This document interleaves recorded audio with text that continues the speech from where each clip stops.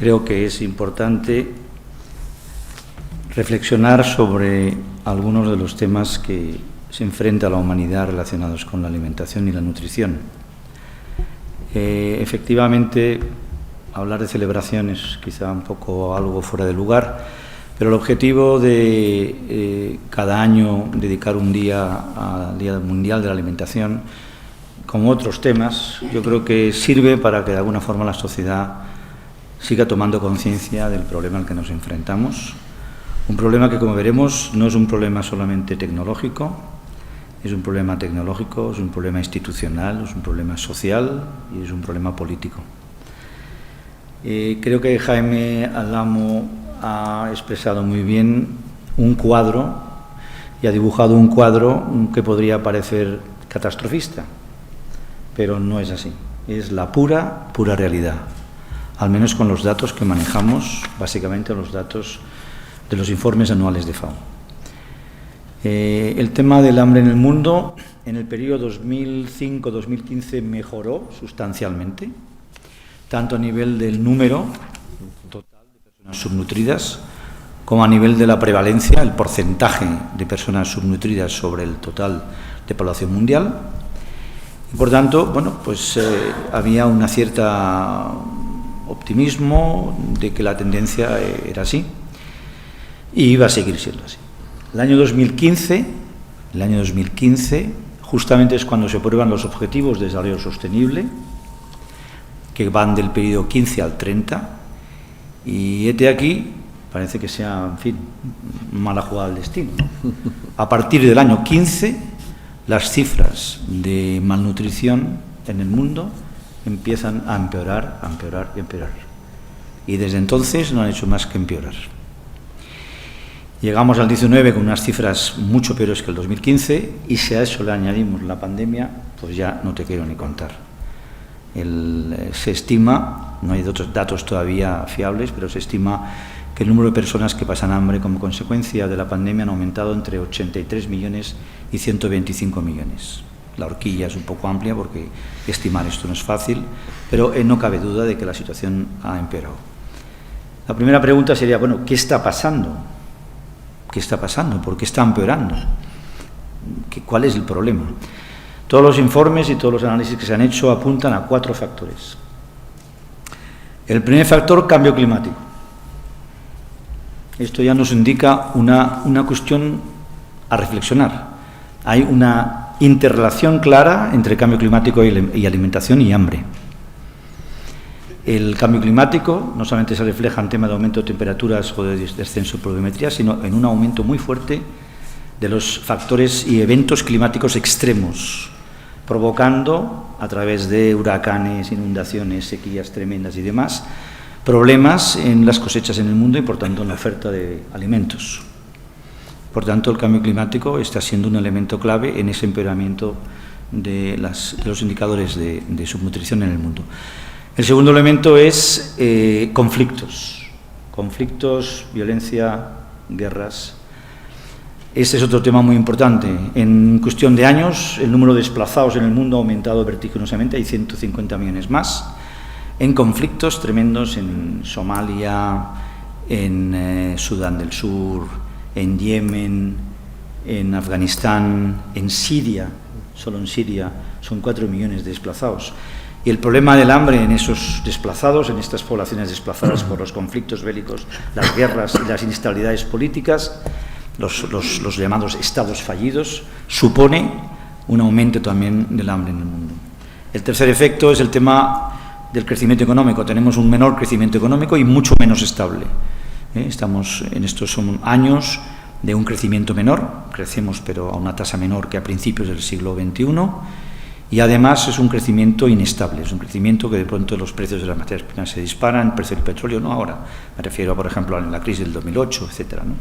Entonces, realmente esta inestabilidad que aparece como consecuencia de la crisis financiera del 2008, 9, 10, 11, 12, 13, 14, 15 en adelante, pues afecta también al tema del acceso a los alimentos, porque eso significa más población vulnerable, menos ingresos en las poblaciones más vulnerables, en los hogares más pobres de los países en desarrollo y, por tanto, un problema de acceso económico a los alimentos. no hay capacidad de compra para alimentarse bien. Y por último, el aumento de las desigualdades, que tiene que ver con el anterior, el aumento de la pobreza y desigualdades, que de alguna forma también influye clarísimamente. Con todo esto, no es de extrañar que el secretario general... un tema importante. Estamos hablando de datos 2019-2020. FAO ha hecho una proyección del tema del hambre en el mundo al año 2030. Todos sabemos, o por lo menos los que trabajamos en proyecciones, sabemos que esto es relativo, siempre hay escenarios más optimistas, menos optimistas. La proyección siempre es un tema delicado desde el punto de vista estadístico, econométrico y demás.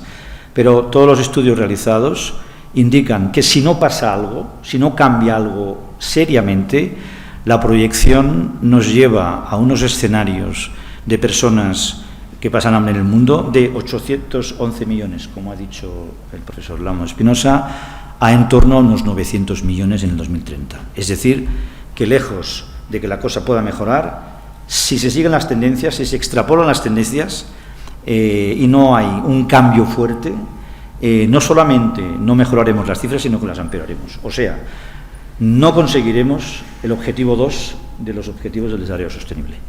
Es que el problema no es que no nos estemos acercando, el problema es que nos estamos alejando de ese objetivo. Y esto es dramático porque el tema del hambre no es el único objetivo de desarrollo sostenible, pero no cabe duda que el hambre es una lacra total y que todavía a estas alturas del siglo XXI, que haya tal cantidad de personas que que están subnutridas, pues es realmente un drama, ¿no? Es por toda esta razón por la que el secretario general de Naciones Unidas, en octubre del 2019, convocó una cumbre mundial de sistemas alimentarios que se acaba de celebrar el 23 de septiembre de este año, o sea, hace unas semanas. Esa es una noticia, yo creo, esperanzadora. Yo creo que ha sido una acción y sobre todo una iniciativa importante. Todas estas cumbres siempre pues, son momentos complicados porque organizar esas cumbres no es fácil y más en un momento de pandemia. Para que os hagáis una idea, la cumbre se ha celebrado en el tramo de alto nivel de la Asamblea de Naciones Unidas que todos los septiembres se celebra en Nueva York y ha habido como miles de participantes, todo online. O sea, imaginaros lo que significa esta organización y la falta también un poco de poder tener un contacto personal para tratar todos estos temas. Pero la cumbre yo creo que ha tenido, como son en serio estas cumbres, ¿no? Ha tenido sus luces y sus sombras, yo creo que más luces que sombras, porque, y voy a entrar ya en la parte central de mi presentación, yo creo que esta cumbre ha tenido elementos distintos. Yo he asistido a muchas cumbres en mi etapa de FAO, coincidió con la crisis de los precios de los alimentos 2008 y asistí a numerosas cumbres, 4 o 5, en 3 o 4 años. El problema de las cumbres es sobre todo las poscumbres. Las cumbres están muy bien, es un momento importante, se genera toda una difusión, una comunicación a la sociedad, una toma de conciencia, está muy bien. Se hacen promesas, se hacen compromisos. El problema de esto es que acaba la cumbre y luego la poscumbre no pasa nada. Entonces yo creo que eso se ha aprendido y creo que se ha corregido, como ahora explicaré. Otro elemento también de las cumbres es que normalmente pues, asisten jefes de Estado, presidentes de gobierno, ministros de Agricultura, lo cual está muy bien, pero no hay otras representaciones importantes como puede ser la sociedad civil, como puede ser la empresa privada, como pueden ser las fundaciones privadas que pueden financiar, porque algunas son muy potentes y pueden tener tanta financiación o más que una cooperación de un país, ¿no? Entonces yo creo que esto, que era algo que realmente se ha visto que muchas cumbres al final no servían para nada o para poco, pues yo creo que se ha ido corrigiendo. Otro tema fundamental es el tema financiación. Incluso en una cumbre que se diga hay que hacer esto, hay que hacer lo otro, hay que hacer todas estas cosas, ¿no? ¿Y dónde está el dinero para hacer esto? Porque muchas de esas cosas hay que hacerlas en países en desarrollo. Y por tanto en esos países tienen muchas necesidades y sus recursos presupuestarios son muy limitados. Por tanto siempre, bueno, muy bien, estas ideas están muy bien. ¿Y dónde está el dinero para hacer todo esto?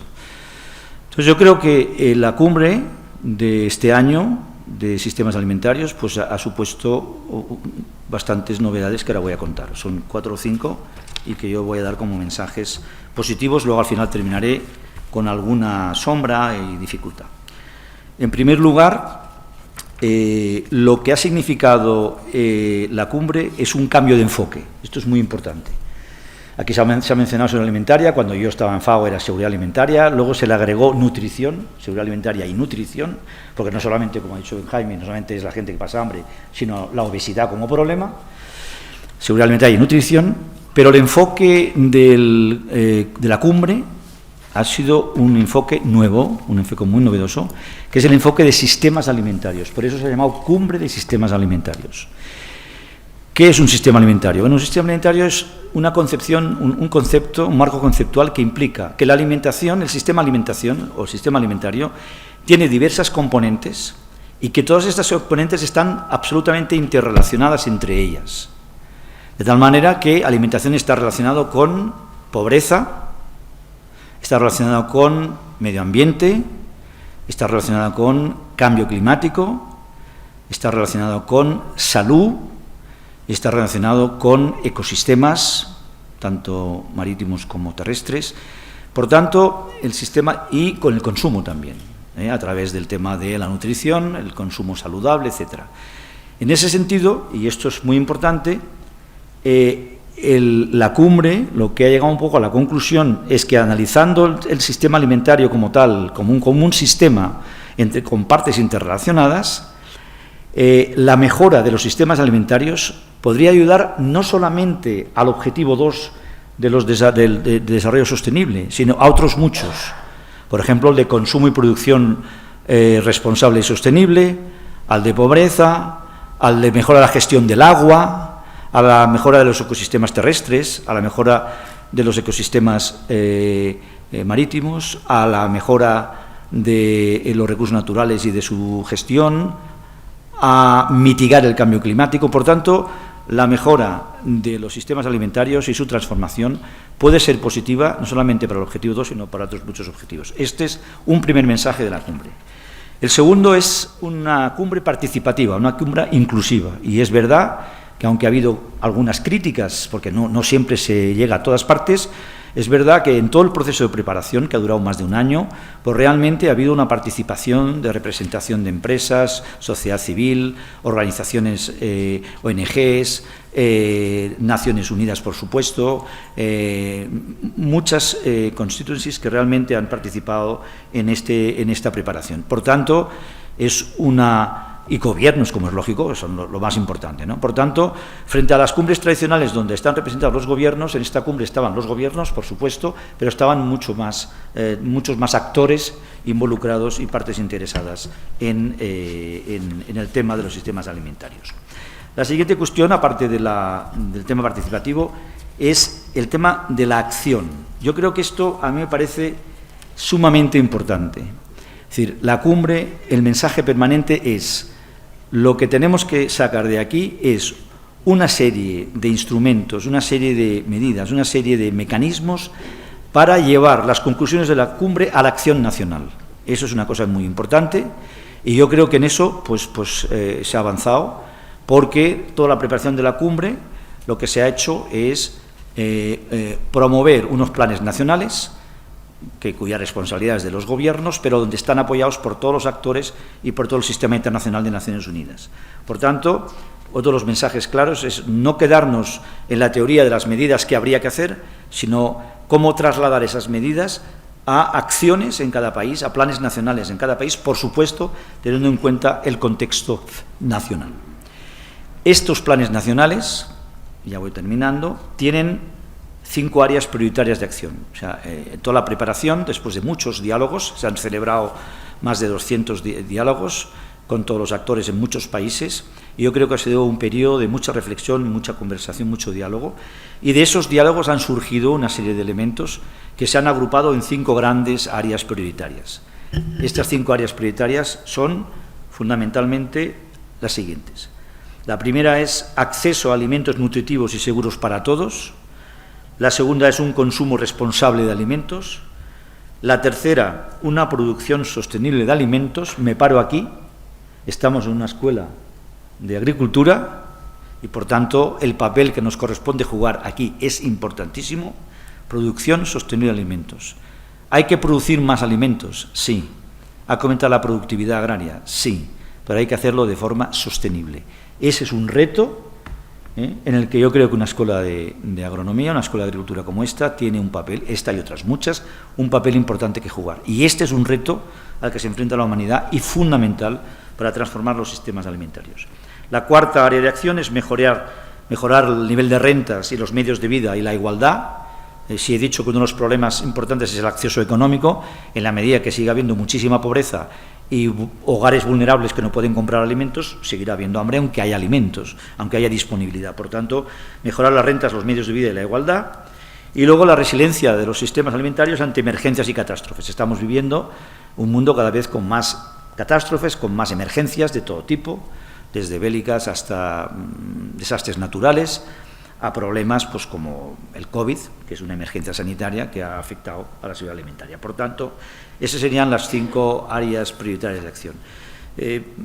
Algunos de los elementos que se han planteado ahí son yo creo, muy importantes, y me gustaría hacer 2 pequeños apuntes para que veáis la profundidad de las discusiones que ha habido en torno a esta cumbre. Solo voy a mencionar 2 temas, y los voy a dejar ahí para la reflexión. 2 temas que pueden tener mucho impacto. El primero es algunas, no solamente expertos, sino que algunos sectores de la sociedad y de expertos y de organizaciones están planteando la necesidad de que el precio de los alimentos tenga en cuenta los costes reales de producción de los alimentos, incluidos los costes ambientales y climáticos. O sea, ahora está al día, todos lo estamos viendo en los periódicos, uno de los factores por el que los precios de la energía se han disparado, no solamente el precio del gas, sino de los derechos de CO2, pues se está empezando a plantear que aquellos sistemas agrarios y alimentos cuya producción emita mucho CO2, quizá deberían también incorporar en el precio de los alimentos los derechos de CO2, lo cual, fijaros lo que hay ahí detrás, o sea, ya no solamente tendríamos una energía cara, sino una alimentación cara. O sea, no es para mañana, desde luego, pero lo dejo ahí apuntado. Y el segundo tema es el tema de la dieta saludable. Y entonces ahí que alguien puede decir, bueno, es una cosa razonable y obvia, una dieta saludable. Bueno, pues se ha generado un debate en esos diálogos nacionales impresionante. La gran pregunta es, ¿quién decide cuáles son dietas saludables y no saludables? ¿Quién lo decide? ¿Los gobiernos o las personas? Y de ahí está todo el tema del etiquetado de los productos sanos o no, que algunos gobiernos pueden utilizar para cuestiones comerciales, pero recordar que en uno de los sistemas que hay de etiquetado de saludable o no, en Gran Bretaña el aceite de oliva está considerado con etiqueta roja, como si fuera veneno. Curiosamente Reino Unido no produce aceite de oliva, que es la sociedad, ¿no? O los impuestos, los famosos impuestos, o las etiquetas, los impuestos al azúcar, los impuestos a las grasas, porque eso sería una acción de gobierno, es decir, el gobierno decidiría qué hay que comer y qué no, pero la gran duda es quién decide qué se come y qué no, qué es saludable y qué no, el gobierno o los consumidores con la información que está disponible a todo el mundo o a mucha gente, ¿no? Son dos grandes debates, ha habido muchos más, pero no puedo extenderme y los dejo aquí. Vamos terminando ya con otro elemento muy importante de innovación de esta cumbre, que son las coaliciones. Las coaliciones lo que pretenden, voy terminando ya con esto, lo que pretenden las coaliciones es una fórmula que permita resolver el problema clásico de financiación. Como he dicho antes, el problema de financiación de las medidas siempre es un tema, sobre todo en los países en desarrollo, siempre es un tema fundamental y siempre es un tema que realmente no se resuelve. Bueno, pues las ideas que ha lanzado la cumbre es la idea de las coaliciones. ¿Qué es una coalición?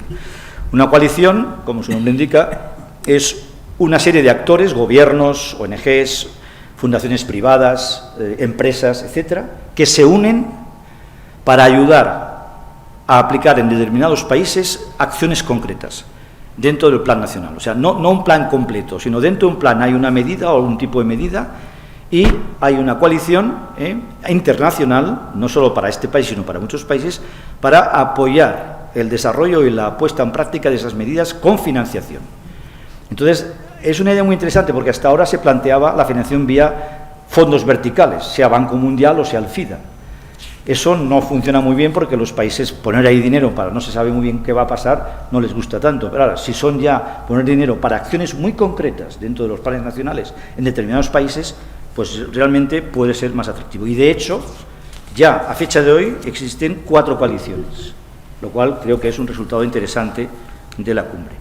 La primera coalición que se ha creado es la coalición para el aumento sostenible de la producción agraria, es decir, que ese elemento, hay muchos países que están dispuestos a poner financiación para promover esto, para promover el aumento sostenible de la producción de alimentos. Hay otra coalición para la comida escolar, para los países en desarrollo programas de comida escolar para que los niños aprendan a comer bien y además tengan resuelto por lo menos alguna de las comidas del día. Una coalición para eso, fijaros qué específicas son algunas, esa es bien específica.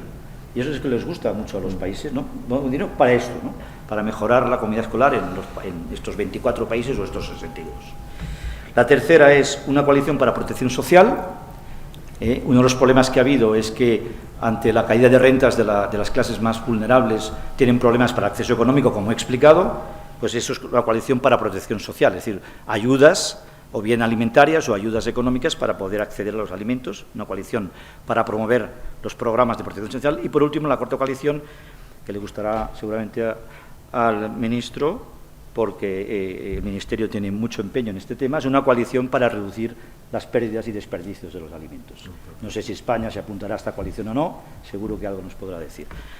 Termino diciendo que, bueno, como decía, el problema de las cumbres son las poscumbres. También en esto yo creo que ha habido una cierta innovación. El secretario general de Naciones Unidas, en su mensaje de compromiso de esta cumbre, ha planteado un sistema de seguimiento y de rendición de cuentas. Es decir, no es esto, aquí con la cumbre y ahora nos vamos todos a casa y ya está, ya hemos cumplido. No. O sea, aquí esto no hemos acabado, hemos empezado. No es el final, es el principio. Y cada año vamos a hacer un informe con todas las agencias de Naciones Unidas y tal, para plantear cada año qué ha pasado este año, cómo ha avanzado o cómo ha empeorado toda esta acción, cómo se ha puesto en práctica estos diálogos nacionales, estos planes nacionales, estas coaliciones. Y cada 2 años un informe de un poco dónde estamos y si hay que cambiar o no cambiar nada. Creo que este mecanismo de seguimiento y rendición de cuentas planteado por el secretario general de Naciones Unidas es importante y creo que le da una dimensión de que vamos a empezar una nueva era. Todos estos informes es hasta el 2030, o sea, año a año hasta el 2030. Por último, un pequeño apunte que habrá que conseguir, ¿no? El sistema planteado por el secretario general de Naciones Unidas da también un papel muy importante a las agencias de Roma, a las 3 agencias de Roma, la FAO, FIDA y PMA, y también al Comité Mundial de Seguridad Alimentaria y al panel de expertos al que yo pertenezco y que asesora a este Comité Mundial de Seguridad Alimentaria. Entonces, no está todavía muy claro cómo estas distintas piezas van a articularse para hacer esta rendición de cuentas y estos reports, estos informes que cada año se van a hacer. Pero esto se ha empezado a hablar ya ahora, hace unos días se ha celebrado la plenaria anual del Comité Mundial de Seguridad Alimentaria, que supongo que el ministro informará de una buena noticia para España, y creo que, bueno, que ahora nos toca todas estas ideas ponerlas en práctica y todo este sistema de seguimiento y coordinación pues que funcione bien y articularlo adecuadamente. Nada más.